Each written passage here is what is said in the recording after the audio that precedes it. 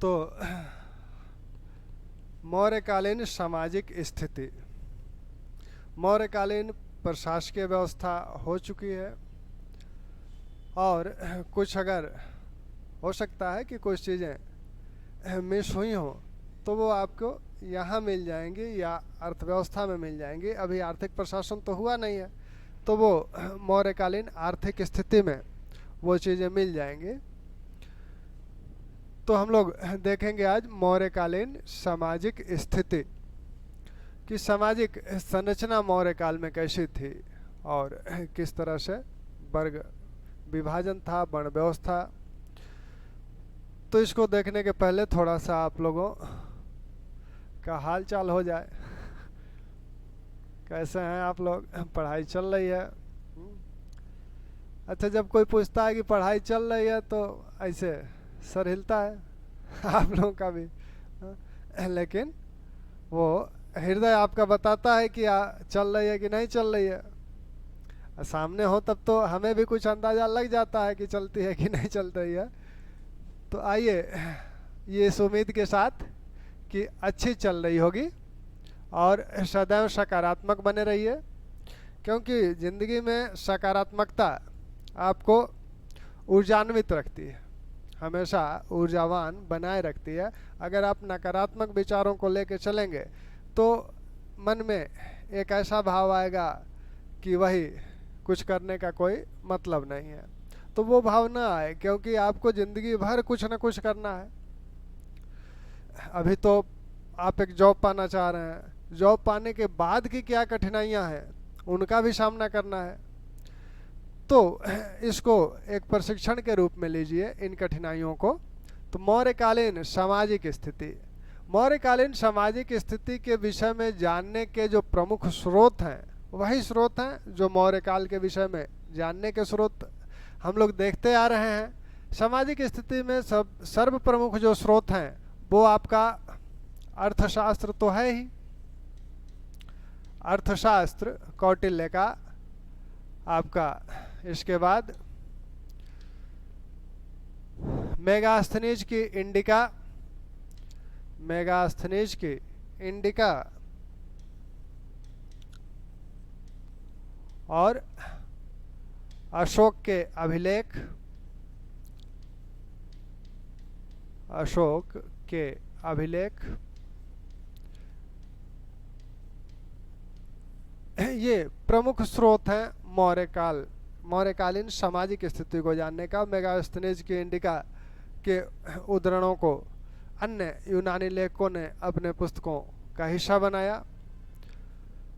अर्थशास्त्र में कौटिल्य कहते हैं कि मौर्यकालीन सामाजिक व्यवस्था कैसी है, तो ये कहते हैं मौर्यकालीन समाज वर्ण व्यवस्था पर आधारित है, वर्ण व्यवस्था पर आधारित है।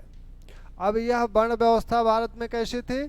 चतुर्वर्ण व्यवस्था थी, चतुर्वर्ण व्यवस्था है, चतुर्वर्ण व्यवस्था है। ये 4 वर्ण है। हम लोग देख चुके हैं कि सूत्र काल से ही यह जो वैदिक काल से वर्ण व्यवस्था चली आ रही थी, सूत्र काल में आते आते वह जाति के रूप में परिणत हो गई। तो अब यह जाति व्यवस्था बन गई। पहले यह कर्म के आधार पर निर्धारित होता था, व्यक्ति का वर्ण कर्म के आधार पर निर्धारित होता था, और यहाँ किस आधार पर निर्धारित होगा? जन्म के आधार पर निर्धारित होगा। कौटिल्य राजा को सलाह देते हैं कि वह वर्ण व्यवस्था को बनाए रखने के लिए प्रयत्न करे और हर हाल में वर्ण व्यवस्था को बनाए रखा जाए, वर्ण व्यवस्था संबंधी जो नियम हैं उन्हें बनाए रखा जाए। तो इस वर्ण व्यवस्था में 4 प्रमुख जातियां हैं। 4 वो कौन कौन सी जातियां हैं? आपकी ब्राह्मण, क्षत्रिय, क्षत्रिय और क्षत्रिय, वैश्य और शूद्र, ये 4 जातियां हैं। ब्राह्मण सबसे ऊपर है और सर्वाधिकार संपन्न वर्ग है, इसे दंडों से भी छूट मिली हुई है। क्षत्रिय जो वर्ण है यह मुख्य रूप से छत यानी रक्षा करने से संबंधित है। वैश्य कृषि व्यापार व्यवसाय आदि से जुड़ा हुआ है। शूद्र, शूद्र को एक तरह से इन उपर्युक्त सभी तीनों वर्णों का सेवक माना जाता है। कौटिल्य कहते हैं कि यह जो शूद्र वर्ण है यह क्या करेगा, वार्ता कर सकता है। वार्ता का मतलब बातचीत नहीं है। कौटिल्य अर्थशास्त्र के अनुसार वार्ता जो है, वार्ता में कृषि, पशुपालन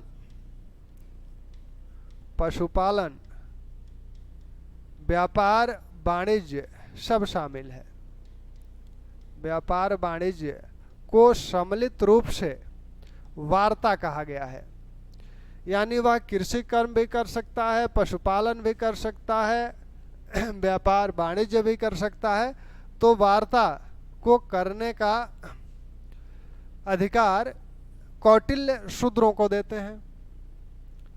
शूद्र वार्ता का अधिकारी है। और कौटिल्य कहते हैं कि वो शूद्रों को कृषक के रूप में भी उल्लेख करते हैं। यानी वह कृषक तो है ही है, वार्ता में है तो कृषक तो है ही। कौटिल्य से जिस सेना की बात करते हैं कि जो सेना बनी हुई थी, वो कहते हैं कि यह सेना चारों वर्णों से बनी हुई थी। यानी अब चारों वर्णों में ये भी है, शूद्र भी है, तो सेना में भी ये है, सेना में भी है। वार्ता को तो कर ही रहा है, साथ साथ सेना में भी है, क्योंकि वो चतुर्वर्णों से, चारों वर्णों से मिलके बनी हुई सेना का जिक्र करते हैं, का उल्लेख करते हैं। लेकिन इस इंडिका में क्या बताया गया? मेगास्थनीज क्या कहते हैं? मेगास्थनीज कहते हैं कि भारत में 7 जातियां हैं, 7 जातियां हैं। वो 7 जातियों की बात करते हैं, इन 4 की बात नहीं करते हैं। और 7 जातियों में क्या क्या बताते हैं? 7 जातियों में मेगास्थनीज का कहना है कि ये 7 जातियां कौन कौन सी हैं? दार्शनिक, कृषक, पशुपालक, शिल्पी, इसी में व्यापारी भी है, कारीगर, शिल्पी, व्यापारी सब। इसके बाद योद्धा, निरीक्षक, मंत्री। तो कौटिल्य इन 7 जातियों का मेगास्थनीज इन 7 जातियों का उल्लेख करता है कि जातियों में क्या क्या बताता है? दार्शनिक हैं, कृषक हैं, पशुपालक हैं, शिल्पी, व्यापारी हैं, योद्धा हैं, निरीक्षक हैं, मंत्री हैं। तो ये 7 जातियां हैं। इन 7 जातियों में वह पहले स्थान पर, इनका क्रम ध्यान रखिएगा क्योंकि क्रम बार बार पूछा जाता है कि मेगास्थनीज के 7 जातियों में तीसरे स्थान पर कौन है, या चौथे स्थान पर कौन है, या कृषक को किस स्थान पर रखा गया है, या पशुपालक या शिल्पी को किस स्थान पर रखा गया है। तो पहले स्थान पर दार्शनिक है, दूसरे स्थान पर कृषक है, तीसरे स्थान पर पशुपालक है, चौथे स्थान पर शिल्पी व्यापारी हैं, 5वें स्थान पर योद्धा है, 6वें स्थान पर निरीक्षक और 7वें स्थान पर मंत्री है। ये जो अब मेगास्थनीज आगे कहता है कि ये जो 7 जातियां हैं इनमें आपस में वैवाहिक संबंध नहीं होता है। मेगास्थनीज कहता है कि जो ये 7 जातियां हैं इनमें आपस में वैवाहिक संबंध नहीं होता है, यानी अंतरजातीय विवाह नहीं होता है। मेगास्थनीज के अनुसार वह अंतरजातीय विवाह से सीधे सीधे इनकार करता है और यह भी कहता है कि कोई भी जाति अपना जो व्यवसाय है उसे छोड़कर दूसरे के व्यवसाय को नहीं अपना सकती। जाति में तो ये होता ही है, जाति व्यवस्था में तो ये होता ही है कि वो अपने जो उनके जहाँ वो जन्म लिए हैं उसको परिवर्तित नहीं कर सकते, बदल नहीं सकते। मेगास्थनीज कहता है कि ये लोग अपने जो व्यवसाय है, जो पेशा है, उस व्यवसाय या पेशा को ये बदल नहीं सकते। अंतर्जातीय विवाह इनमें नहीं होता था, ये अपने व्यवसाय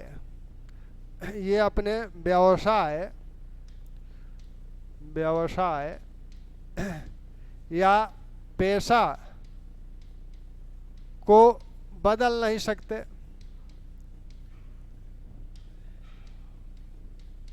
अब ये नहीं कि जो कृषक है वो शिल्पी का पेशा अपना ले, ऐसा वो नहीं कर सकता, व्यवसाय नहीं परिवर्तित कर सकता। अब कौटिल्य और मेगास्थनीज में ये अंतर क्यों है? कौटिल्य जहाँ 4 वर्णों की बात करता है, 4 जातियों की बात करता है, वही मेगास्थनीज 7 जातियों की बात करता है। ऐसा हुआ क्यों? ऐसा इसलिए हुआ क्योंकि मेगास्थनीज भारतीय समाज को समझ नहीं पाया ढंग से। वह जो जैसा कार्य करता था उसी के अनुसार उसकी जाति का निर्धारण कर दिया। तो वह कार्यों को देखकर इन जातियों का निर्धारण 7 प्रकार से कर दिया। और कौटिल्य जो प्राचीन चतुर्वर्ण व्यवस्था है उस आधार पर जाति या वर्ण को बता रहे हैं, जो कि वास्तविकता यही थी। यानी कौटिल्य जो कह रहे हैं वही सही था। मेगास्थनीज भूलवश इन 4 जातियों का उल्लेख करता है, लेकिन यह जो विशेषताएं बताता है यह इस जातीय व्यवस्था में, भारतीय जातीय व्यवस्था जो सूत्रकाल से शुरू हुई थी, यह इसमें दिखती है। अब इस वर्ण व्यवस्था के बाद कौटिल्य क्या कहते हैं? कौटिल्य कहते हैं कि ये जो शूद्र है, शूद्र वार्ता का अधिकारी तो है ही, साथ में वह सेना में भी शामिल हो सकता है। एक वर्ग और देखने को मिलता है, दास। यह जो दास है यह वैदिक काल से चला रहा है। ऋग्वेद में भी देखा गया कि वहाँ भी दासियों को उपहार या पुरस्कार में देने का उल्लेख हुआ था। तो यह जो दास प्रथा है भारत में प्रारंभ से चली आ रही है और यहाँ भी वो देखने को मिलती है। लेकिन मेगास्थनीज कहता है कि भारत में दास हैं ही नहीं। कौटिल्य जहाँ कहते हैं कि दास हैं, और कौटिल्य 9 प्रकार के दासों का उल्लेख करते हैं, कौटिल्य 9 प्रकार के दासों का उल्लेख करते हैं, वहीं दासों का उल्लेख करते हैं वहीं मेगास्थनीज कहता है, वहीं मेगास्थनीज कहता है कि भारत में दास हैं ही नहीं, दास हैं ही नहीं। यानी भारत में दास प्रथा नहीं है, दासता नहीं होती है, यहाँ दास नहीं बनाया जाता है किसी को। लेकिन कौटिल्य 1 2 नहीं 9 प्रकार के दासों का उल्लेख करते हैं। ऋग्वेद काल से दास प्रथा शुरू थी और यह मनु के समय, मनु 7 प्रकार के दासों का उल्लेख करते हैं, कौटिल्य 9 प्रकार के दासों का उल्लेख करते हैं। और आगे चलकर गुप्त काल में नारद 15 प्रकार के दासों का उल्लेख करते हैं। यानी दास प्रथा का विस्तार होता गया और भिन्न भिन्न प्रकार के से दास बनाए जाने लगे, नए नए प्रकार के दास बनाए जाने लगे। यानी दास प्रथा का विस्तार हो रहा होगा। पूर्व मध्य काल तक इसका इतना विस्तार हुआ कि 15 प्रकार के दास हो गए। ये कहते हैं कि दास है नहीं मेगास्थनीज। अब दास किसे बनाया जाएगा? कौटिल्य कहते हैं कि दास आर्य दास नहीं हो सकता, आर्य को दास नहीं बनाया जा सकता। जो युद्धबंदी हैं उन्हें दास बना लिया जाएगा। तो कौटिल्य कहते हैं आर्य को दास नहीं बनाया जा सकता।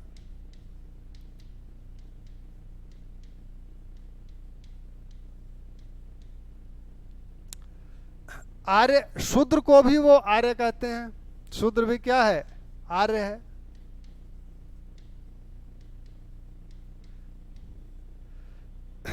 ठीक। अब इस वर्ण व्यवस्था, जाति व्यवस्था में वर्ण व्यवस्था के बाद परिवार की इकाई आती है। अभी दास पे थोड़ी सी और बात होगी। परिवार, मौर्यकालीन जो परिवार थे वो संयुक्त परिवार थे, और यहाँ सभी ढेर सारे लोग एक परिवार में रहते थे। भाई, पिता, माता सब एक साथ रहते थे। अब जब एक साथ रहते थे तब इस परिवार की संरचना जो होगी वहाँ कार्य करने संबंधी, क्योंकि कृषि कार्य है या शिल्प कार्य है, तो अगर उस परिवार में दास है तो उस दास का कार्य क्या है, ये दास करेगा क्या। तो व्यवस्थाकारों ने जो बताया है, जो कहा है, वो ये कहा है कि दास घर में रहते थे और घर के जो अपवित्र कार्य थे, जैसे मैला साफ करना, झाड़ू लगाना, शरीर की मालिश करना, तो ये सारे कार्य दासों द्वारा या दासियों द्वारा किया जाता था। लेकिन पहली बार मौर्य काल में ही यह देखने को मिला कि व्यापक पैमाने पर दासों को उत्पादन कार्यों में लगाया गया। अभी तक ये दास घरेलू कार्य में लगे थे, लेकिन इन्हें उत्पादक कार्य में लगाया गया। जैसा कि अशोक कलिंग युद्ध के समय 1.5 लाख लोगों को युद्धबंदी बना लिया था। कौटिल्य भी कहते हैं कि युद्धबंदी को दास बनाया जा सकता है, तो वो एक तरह से दास बन गए। और उन्हें रोमिला थापर आदि विद्वान कहते हैं कि उन्हें अशोक ने बंजर भूमि को साफ करने और उपजाऊ करने में नियोजित किया, में लगा दिया, तो वो उत्पादन कार्य से जुड़ गए। तो मौर्य काल में ही सबसे पहले दास, मौर्य काल में ही व्यापक पैमाने पर दास उत्पादन कार्य से जुड़े, उत्पादन कार्य से जुड़े। तो दास यहाँ उत्पादन कार्य से जुड़ गए। अब मेगास्थनीज को यहाँ दासता दिखी क्यों नहीं थी?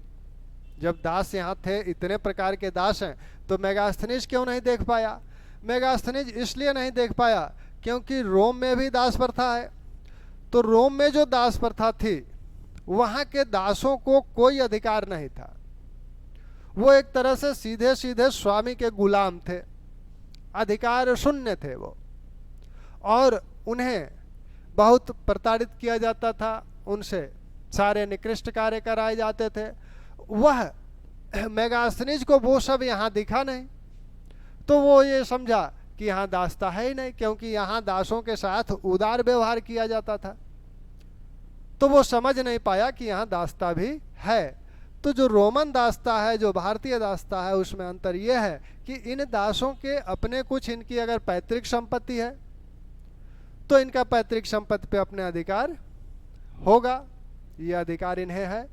कुछ ऐसी शर्तें हैं, कुछ परिस्थितियां हैं जहां ये दासता से मुक्त भी हो सकते हैं, लेकिन रोमन साम्राज्य की जो दासता है वहां ऐसा कोई प्रावधान नहीं था। इसलिए मेगास्थनीज को यहाँ दासता समझ में ही नहीं आई, दिखी ही नहीं, वो समझ ही नहीं पाया, जान ही नहीं पाया कि ये लोग दास भी हैं। अब सामाजिक स्थिति में विवाह एक महत्वपूर्ण संकेतक है। कौटिल्य 8 प्रकार के विवाहों का उल्लेख करते हैं। कौटिल्य जो प्राचीन ग्रंथों में 8 प्रकार के गृह सूत्रों में जो 8 प्रकार के, या उपनिषदों में जो 8 प्रकार के विवाहों का उल्लेख किया गया है, उन सभी विवाहों का उल्लेख कौटिल्य करते हैं। वो ब्रह्म, दैव, आर्ष, प्रजापति, गंधार, असुर, राक्षस, पैशाच, इन 8 विवाहों का उल्लेख कौटिल्य द्वारा यहाँ किया जाता है। मेगास्थनीज भी एक विवाह का उल्लेख करता है जिसमें एक पिता द्वारा मतलब कन्या के पिता द्वारा एक जोड़ी बैल लेकर कन्या का विवाह किसी वर से किया गया था। वह वर से एक जोड़ी बैल लेकर कन्या को उसे सौंपा था। और यह इन 8 विवाहों में से किस विवाह की विशेषता है? तो यह आर्ष विवाह की विशेषता है। आर्ष विवाह में वर कन्या का पिता यज्ञ संपन्न कराने के लिए, विवाह संबंधी यज्ञ संपन्न कराने के लिए वर से एक जोड़ी गाय या बैल लेता था और फिर कन्या को उसे सुपुर्द करता था। तो ये आर्ष विवाह का संकेत मेगास्थनीज कर रहे हैं। अन्य यूनानी लेखकों ने भी गंधार विवाह, पैशाच विवाह, इन सब विवाहों का उल्लेख सांकेतिक रूप में किया है। जो वो बताते हैं उनकी विशेषताएं इन विवाहों से मिलती हैं। मौर्य काल में बहुविवाह प्रथा भी प्रचलित थी। यह संभ्रांत वर्गों में थी और मेगास्थनीज भी इस बात को स्वीकार करता है कि बहुविवाह होता था। अब वो बहुविवाह क्यों होता था इसके विषय में बताता है। वह कहता है कि चूंकि भारत में दास नहीं है, इसलिए लोग एक से अधिक पत्नियां रखते हैं जिससे कि अधिक से अधिक बच्चे हो सके। दास है नहीं, दास होते तो कुछ काम उनके द्वारा किया जाता, तो इसीलिए वो दास नहीं है, इसीलिए वो एक से अधिक पत्नियां रखते हैं जिससे अधिक से अधिक बच्चे उत्पन्न किए जा सके। तो बहुविवाह का जिक्र दोनों करते हैं, लेकिन यह संभवतः संभ्रांत परिवारों में ही यह विवाह रहा होगा। साथ में कौटिल्य नियोग प्रथा का भी उल्लेख करते हैं, तलाक का भी उल्लेख करते हैं, पुनर्विवाह का भी उल्लेख करते हैं। यानी ये भी मौर्य समाज में प्रचलित था। नियोग प्रथा को आप वैदिक काल में देख ही चुके हैं। जब पुत्र ना हो तब स्त्री अपने किसी पति के किसी निकट संबंधी भाई से पुत्र प्राप्ति हेतु यौन संबंध स्थापित करती थी। शास्त्रकारों ने पहले 2 पुत्रों तक की इजाजत दी, फिर बाद में 1 पुत्र की इजाजत दी और बाद में इस प्रथा को पशुधर्म कलिवर्ज मानकर त्यागने की सलाह दी गई। लेकिन यहाँ कौटिल्य भी इसका उल्लेख कर रहे हैं। तलाक को कौटिल्य मोक्ष कहते हैं, तलाक को वो मोक्ष कहते हैं। और तलाक कब होगा? पति पत्नी को दे सकता है, पत्नी पति को दे सकती है।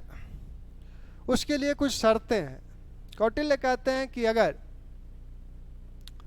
पति बहुत दिनों तक घर से बाहर रहे, 8 माह 12 माह, तब पत्नी उसे छोड़कर निकट संबंधी, उसके किसी निकट संबंधी से विवाह कर सकती है। अन्य शर्तें भी बताई जाती है कि अगर पति नपुंसक है, राजद्रोही है, हत्यारा है, पतित है, तो ऐसी स्थितियों में पत्नी पति को छोड़ सकती है। पति पत्नी को कब त्याग सकता है? जब पत्नी से 8 वर्ष तक सिर्फ पुत्रियां ही उत्पन्न हो, कोई पुत्र न उत्पन्न हुआ, मतलब 8 वर्ष तक कोई संतान ही ना हो, तब वह पत्नी को त्याग कर सकता है, दूसरा विवाह कर सकता है। या अगर कोई संतान होती है लेकिन वो पुत्री होती है, 12 वर्ष तक कोई पुत्र नहीं होता है, तब ऐसी स्थिति में वह दूसरा विवाह कर सकता है उस पत्नी को छोड़कर। तो ये वैवाहिक स्थिति है। अब विवाह की आयु क्या थी? तो सामान्यतः मौर्य काल में विवाह की आयु बालिकाओं के लिए 12 वर्ष की थी। 12 वर्ष पर उनका विवाह हो जाता था। मौर्यकालीन जो महिलाएं हैं उनकी अन्य जो स्थितियां हैं, यहाँ स्त्री धन का अधिकार उसे है। स्त्री धन कौन सा धन है? स्त्री धन वह धन है जो वह विवाह के समय अपने माता पिता और पति से यहाँ प्राप्त करती है वही स्त्री धन है, तो स्त्री धन पर उसका अधिकार है। पत्नी को न्यायालय जाने का भी अधिकार कौटिल्य देते हैं कि वो अपने विवाद को न्यायालय में ले जा सकती है। महिलाओं की जो अन्य स्थितियां हैं, अन्य स्थितियों में ये देखें कि वह शिक्षा पर इसके इस समय बहुत ध्यान नहीं दिया जा रहा है। महिलाएं जो कार्य करती हैं उसमें वो अंगरक्षिकाओं के रूप में भी कार्य करती हैं। मेगास्थनीज और कौटिल्य दोनों कहते हैं कि वह अंगरक्षिका के भी रूप में रहती थी। चंद्रगुप्त की जो अंगरक्षिकाएं थीं वो महिलाएं थीं। सम्रांगणिनी अंगरक्षिकाएं महिलाएं थीं।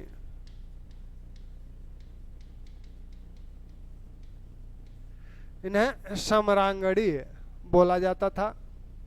तो ये महिलाएं, मेगास्थनीज भी इस बात की पुष्टि करता है और कौटिल्य भी इस बात की पुष्टि करते हैं।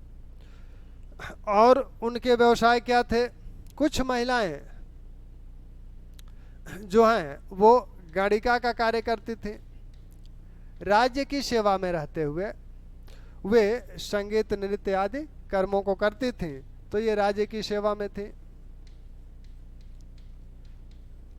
कुछ ऐसी थी जो स्वतंत्र रूप से वेश्यावृत्ति करती थी। इन्हें रूपजीवा बोला जाता था। स्वतंत्र रूप से वेश्यावृत्ति करती थी। इनसे राज्य कर भी लेता था।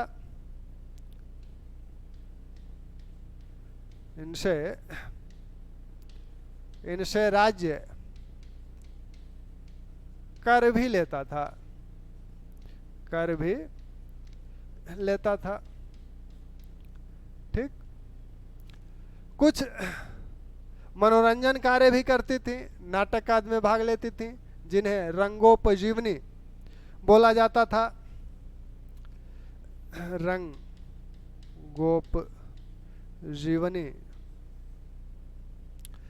कुछ महिलाएं, कुछ गणिकाएं या ये वेश्याएं जो थीं, ये शराब आदि परोसने का भी कार्य करती थी। तो पेशल रूपा इन्हें बोला जाता था। इन वेश्याओं का एक संगठन भी था और इस संगठन का जो प्रमुख था उसे बंधिक पोषक बोला जाता था। तो ये जो वेश्याएं हैं स्वतंत्र रूप से कार्य कर रही हैं, लेकिन स्वतंत्र रूप से कार्य कर रही हैं और ये राज्य इनसे कर भी लेता है। तो राज्य द्वारा इनसे कर भी लिया जाता है। साथ में ये शराब आदि परोसने का भी कार्य करती हैं। शराब परोसना, शराब परोसने का भी, जिन्हें पेशल रूपा कहा गया है। और इनका एक संगठन भी था जिसका प्रमुख बंधक पोषक बोला जाता था। गणिकाएं राज्य की सेवा में थी और इनका प्रमुख जो कार्य है वो नृत्य संगीत आदि इनका कार्य है गणिकाओं का। तो ये आपकी महिलाओं की स्थिति है मौर्य काल में। अब समाज में जो लोग हैं वह व्यक्ति जो हैं वो कैसे हैं? तो व्यक्तियों के विषय में मेगास्थनीज जो बताता है कि यहाँ के लोग बहुत ही ईमानदार और उच्च नैतिक स्तर वाले थे। मितव्ययी थे। मितव्ययी, ईमानदार और उच्च नैतिक स्तर वाले थे। और यहाँ लोग अब इसीलिए क्या करते थे, लोग अपना घर ऐसे ही छोड़ के चले जाते थे बिना किसी अनुबंध के। फिर भी चोरी नहीं होती थी क्योंकि लोग ईमानदार थे, उच्च स्तर के थे। तो ये सब चीज़ें मेगास्थनीज देखा तो उसने इसकी तारीफ की यहाँ के लोगों की। अब सामाजिक व्यवस्था में जो दूसरा तत्व है वह तत्व है कि यहाँ समाज में जो खान पान है वो कैसा है, पहनावा ओढ़ावा कैसा है। तो खान पान के विषय में यहाँ विविध प्रकार की फसलें उपजाई जाती हैं, यानी भोज्य पदार्थ में भी विविधता है। ये लोग शाकाहारी मांसाहारी दोनों हैं। इस विविधता में यह जो भोजन संबंधी विविधता है यह यहाँ की फसलों और से भी बताया जा सकता है। साथ में मेगास्थनीज यहाँ की भोजन प्रणाली को बताता है। वह कहता है कि खाने के लिए जब ये खाने जाते थे तो इनके आगे एक तिपाई आकार का मेज रखा जाता था। उस पर पहले एक स्वर्ण पात्र रखा जाता था, उसमें सबसे पहले चावल डाला जाता था, फिर उसके ऊपर अन्य भोज्य पदार्थ, उसके बाद अन्य भोज्य पदार्थ रखे जाते थे। तो इस प्रकार तिपाई आकार के मेज पर ये लोग भोजन करते हैं। और किसमें? स्वर्ण पात्र में सबसे पहले चावल रखा जाता है, फिर उसके बाद अन्य भोज्य पदार्थ रखे जाते हैं। तो इससे ये लगता है कि मेगास्थनीज किसी राज दरबार के डिनर सेट की बात कर रहा है। तो ये हालांकि ये संभ्रांत वर्गों में प्रचलित रहा होगा, सामान्य जन में नहीं रहा होगा, लेकिन मेगास्थनीज ने कहा है तो उस बात को। भोजन के साथ पहनावा ओढ़ावा जो यहाँ का है इसका भी उल्लेख यूनानी लेखक करते हैं। यहाँ सभी प्रकार के वस्त्र बनाए जा रहे हैं, सूती वस्त्र भी, रेशमी वस्त्र भी, ऊनी वस्त्र भी। ये वस्त्र उद्योग भारत में विख्यात था। तो सब प्रकार के वस्त्र बनते थे। मलमल, बंगाल का मलमल प्रसिद्ध था, चीन से भी रेशम आता था। मेगास्थनीज कहता है कि रेशम के कपड़ों पर काम किया हुआ यानी कढ़ाई आदि की जाती थी, उन पे विभिन्न प्रकार के रत्न आदि लगाए जाते थे। और यह वस्त्र भी कौन धारण करता होगा? संभ्रांत परिवार के लोग इसे धारण करते थे। वो कहता है कि जो संभ्रांत परिवार के लोग थे जब वो चलते थे तो उनके पीछे सेवक छाता लगाए चलते थे। एरियन कहता है कि भारतीय श्वेत रंग के चमड़े के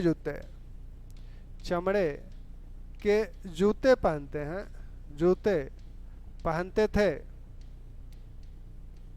जिनकी एड़ी ऊंची होती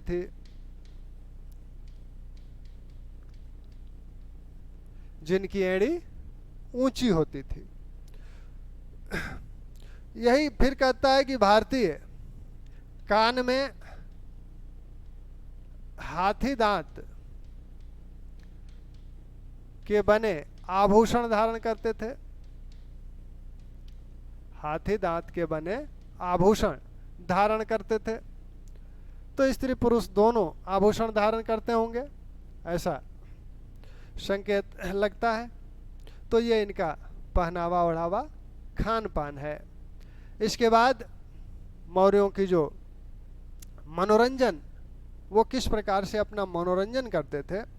तो मनोरंजन देखें तो कई साधन हैं उनके मनोरंजन के।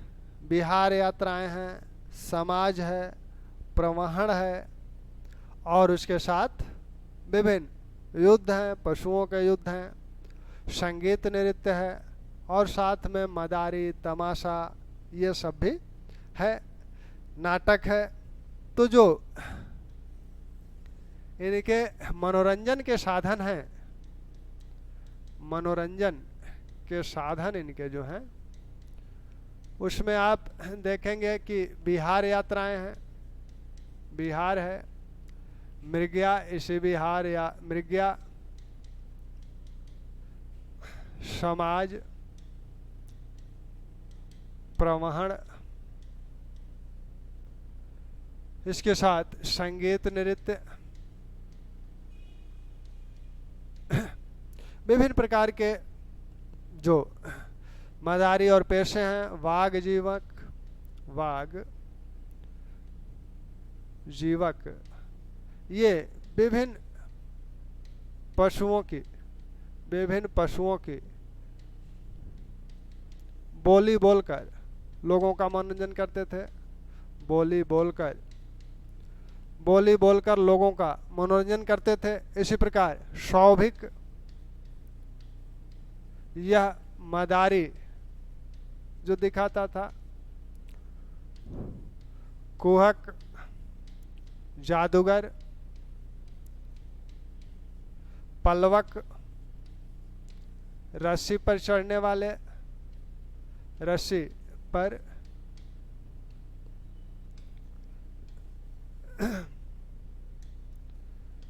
पर चढ़ने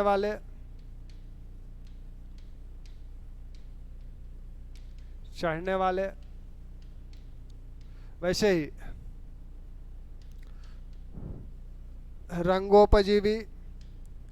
रंगोपजीवी और रंगोपजीवनी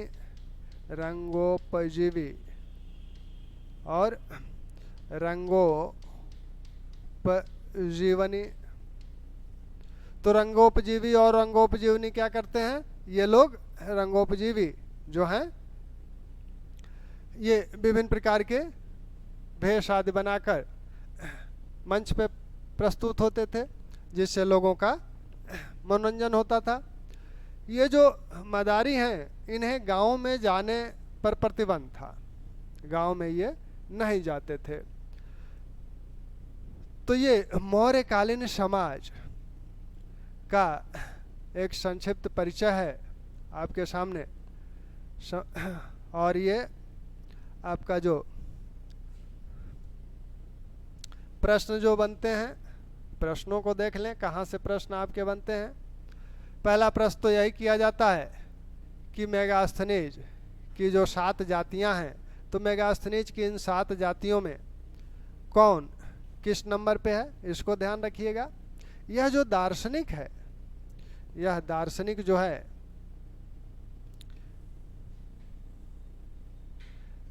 ये जो चीजें प्रतिबंध हैं, यह दार्शनिकों पे नहीं है, दार्शनिक इससे मुक्त है। दार्शनिक 2 प्रकार के हैं, एक घरेलू दार्शनिक हैं, एक सन्यासी हैं। मेगास्थनीज के अनुसार सिकंदर भी भारत में ऐसे ही एक सन्यासी से मिला था, जिसका नाम मंडनीस था। मंडनीस नामक एक दार्शनिक से सिकंदर भी मिला था। मंडनीस नामक एक दार्शनिक से सिकंदर मिला था, उससे बहुत प्रभावित भी हुआ था। तो दार्शनिक इस बंधन से मुक्त हैं। सबसे बड़ा जो वर्ग है वो आपका कृषक है। सबसे बड़ा वर्ग जो है वो कृषक है। तो यह सबसे बड़ा है, संख्या में सबसे अधिक है, सबसे अधिक संख्या में है, और संख्या में सबसे कम ये है। ठीक, कृषक के विषय में वो कहता है कि कुछ भी हो जाए, युद्ध होता रहे या कुछ भी हो, उससे इनको कोई मतलब नहीं है, ये अपने काम में लगे रहते थे। तो यहाँ से आपके प्रश्न होते हैं। साथ में कौटिल्य जो वर्ण व्यवस्था की बात करता है, चतुर्वर्ण को राजा को सलाह देता है कि वो चतुर्वर्ण व्यवस्था का अनुपालन करवाए लोगों से। यहाँ आर्यों के विषय में कि दास, आर्य दास नहीं हो सकता, यह सीधे सीधे वो कहता है। और साथ में यह जो शूद्र है, शूद्र के विषय में वो कहता है कि ये शूद्र जितने भी अंतर जातीय या अंतर्वर्ण विवाह से जो संतानें उत्पन्न हुई हैं, उन सबको वह जो शंकर वर्ण शंकर हैं, उन सबको वह सिर्फ चंडाल को छोड़कर सभी वर्णशंकरों को शूद्र में शामिल करते हैं। सभी वर्णशंकर शूद्र में शामिल हैं। ठीक, चंडाल इस शूद्र वर्ण में शामिल नहीं है, वह अलग है और वह अस्पृश्य है, मतलब अछूत है। अछूत कब से है? वो अछूत आपका शूद्र काल से ही है। तो वो चंडाल को छोड़कर अन्य सभी वर्णशंकरों को शूद्र में शामिल करता है। वर्णशंकर कैसे उत्पन्न होते हैं? वर्णशंकर अंतरजातीय विवाहों से उत्पन्न होते हैं। अंतरजातीय विवाह दो प्रकार के हैं, एक अनुलोम विवाह, एक प्रतिलोम विवाह। अनुलोम विवाह में जो वर है वह उच्च कुल का होता है और कन्या उससे निम्न कुल की, निम्न वर्ण की होती है। जैसे वर जो है ब्राह्मण वर्ण का है और कन्या क्षत्रिय वर्ण की है, तो यह अनुलोम विवाह हुआ। और प्रतिलोम विवाह में वर जो है निम्न कुल का होता है, कन्या उच्च कुल की होती है या उच्च वर्ण की होती है। जैसे कन्या अगर ब्राह्मण वर्ण की है और वर अगर क्षत्रिय वर्ण का है तो यह प्रतिलोम विवाह कहा जाएगा। इस प्रतिलोम विवाह को शास्त्रकार पसंद नहीं करते हैं, इन्हें शास्त्र संगत नहीं माना जाता है। तो इन विवाहों से जो संतानें उत्पन्न हुई वो वर्णशंकर हैं और इनको कौटिल्य सभी वर्णशंकरों को शूद्र वर्ण में रखते हैं, लेकिन चंडाल को नहीं रखते। तो दासता संबंधी मेगास्थनीज कहता है कि दास है ही नहीं। शूद्रों के अधिकार क्या क्या हैं? कौटिल्य कहते हैं कि ये वार्ता कर सकते हैं, यानी कृषि, पशुपालन, व्यापार, वाणिज्य कर सकते हैं। सेना में भर्ती हो सकते हैं, क्योंकि कौटिल्य जिस सेना की बात करते हैं वह चतुर्वर्ण व्यवस्था पर आधारित है।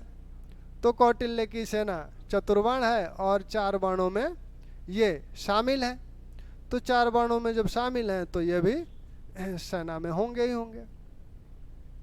महिलाओं की स्थिति के विषय में कौटिल्य 8 प्रकार के विवाहों का उल्लेख करते हैं। अभी संभवतः विवाह हमने कराया नहीं है। विवाह इसके बाद, मौर्यों के बाद सामाजिक स्थिति कराएंगे, तो उसमें विवाह अन्य जो पुरुषार्थ वगैरह हैं उनकी बातें हो जाएंगी। फिलहाल जो विवाह हैं 8 विवाह हैं। 8 विवाहों में ब्रह्म, दैव, आर्ष, प्रजापति, गंधर्व, आसुर, राक्षस, पैशाच, तो ये 8 विवाहों का उल्लेख करते हैं। और आर्ष विवाह का उल्लेख मेगास्थनीज करता है। विवाह बहुविवाह के भी साक्ष्य हैं। नियोग प्रथा का भी उल्लेख कौटिल्य करते हैं। तलाक को कौटिल्य मोक्ष कहते हैं और वो परिस्थितियां बताते हैं जब तलाक हो सकती है, शर्तें क्या क्या हैं। पुनर्विवाह की भी शर्तें बताते हैं, कब पति छोड़ सकता है पत्नी को, कब पत्नी पति को छोड़ सकती है, कब वो विवाह कर सकती है। तो ये भी जो शर्तें हम लोग देखें। स्त्री धन पर महिला का अधिकार था। महिलाएं अंगरक्षिका के रूप में सम्रांगणी बोली जाती हैं, अंगरक्षिका का कार्य करती हैं। चंद्रगुप्त की अंगरक्षिकाएं महिलाएं ही हैं। ये न्यायालय जा सकती हैं अपने मामले को लेके। गणिका राज्य की सेवा में संगीत, नृत्य आदि करने वाली जो होती थी उन्हें कहा जाता था। रूपजीवा स्वतंत्र रूप से वेश्यावृत्ति करती थी। रंगोपजीवनी वही जो आपका मनोरंजन करती हैं नाटकों आदि के माध्यम से, वो रंगोपजीवनी है। यहाँ मेगास्थनीज भारत के लोगों की तारीफ करता है कि भारत के लोग बहुत ही क्या हैं, मितव्ययी और ईमानदार है। वो अपने घरों को ऐसे ही आरक्षित छोड़ के चले जाते हैं। भोजन की प्रणाली को का उल्लेख मेगास्थनीज करता है। साथ में पहनावा ओढ़ावा के विषय में एरियन बताता है, वे श्वेत चमड़े के जूते पहनते हैं। और ये भी कहता है कि पुरुष कान में हाथी दांत के आभूषण धारण करते थे। मनोरंजन के जो स्रोत हैं उसमें आप इन स्रोतों को देख रहे हैं। यहाँ जो बिहार है इसको अशोक ने क्या किया था, त्याग दिया था, और इसकी जगह बिहार यात्राओं की जगह वह क्या शुरू किया था, धम्म यात्राएं शुरू किया था। समाज क्या है, समाज ये है, इसमें नृत्य गान होता था और मांस मदिरा का प्रयोग होता था। तो यह समाज है। अशोक ऐसे समाजों को त्याग दिया जहाँ पर हिंसा होती थी, तो उसके जो समाज होते थे, उसकी जो पार्टियां होती थी, उसमें संभवतः मांसाहार नहीं होता होगा। प्रवहण, यह भी सामूहिक समारोह है। सामूहिक समारोह को प्रवहण कहा जाता है। ठीक। वागजीवक, विभिन्न पशुओं की बोलियां, कोई कुत्ते की बोली बोल रहा है या बिल्ली की बोली बोल रहा है, उससे लोगों का मनोरंजन कर रहा है। सौभिक, मदारी हैं। कुहक, जादूगर हैं। पलवक, रस्सी पर चढ़ने वाले, ये भी जो विभिन्न प्रकार के करतब दिखाते हैं। इनको गाँव में जाने पर रोक थी, गाँव में जाने के लिए इन्हें शासन से अनुमति लेनी पड़ती थी। रंगोपजीवी और रंगोपजीवनी, तो ये समाज है मौर्यकालीन समाज। और हम लोग इसके बाद मौर्यकालीन आर्थिक स्थिति को देखेंगे। आप सभी देखते रहिए, प्रसन्न रहिए, मस्त रहिए।